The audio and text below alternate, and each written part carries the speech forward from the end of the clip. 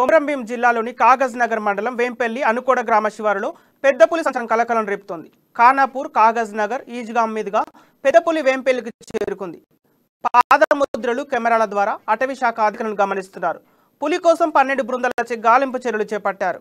పులి కదలికలను పర్యవేక్షిస్తున్న జిల్లా అటవీ శాఖ అధికారి దినేష్ కుమార్ పులిని బంధించేందుకు అవసరమైన చర్యలు తీసుకుంటున్నామని వెల్లడించారు. ప్రజలు అప్రమత్తంగా ఉండాలని విజ్ఞప్తి చేశారు.